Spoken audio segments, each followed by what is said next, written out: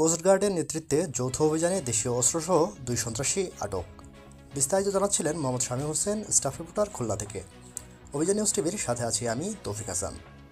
Coast guard পশ্চিম জোনের নৌবাহিনী ও পুলিশের সমন্বয়ে যৌথ বাহিনীর অভিযানে দেশীয় অস্ত্র ও গুলিসহ 2 সন্ত্রাসীকে আটক করা হয়েছে। সোমবার দিবাগত রাত খুলনার রূপসা উপজেলার আলাইপুর এলাকা থেকে তাদের আটক করা হয়। আটককৃত 2 জন সন্ত্রাসীর নাম হচ্ছে শফিউল্লাহ ও মোহাম্মদ ওসিকার খান। তারা দুজনেই খুলনার রূপসা এলাকার সন্ত্রাসী কার্যক্রম পরিচালনা করত। 4 মার্চ মঙ্গলবার দুপুরে কোস্টগার্ড পশ্চিম জোনের মংলা সদর দপ্তরের অপারেশন কর্মকর্তা লেফটেন্যান্ট প্রান্তিক উজ্জামান বলেন, গোপন সংবাদের ভিত্তিতে 4 মার্চ মঙ্গলবার রাত 2টায় খুলনার রূপসা থানাধীন আলাইপুর এলাকায় কোস্টগার্ডের নেতৃত্বে নৌবাহিনী ও পুলিশের সমন্বয়ে একটি যৌথ অভিযান পরিচালনা করা হয়।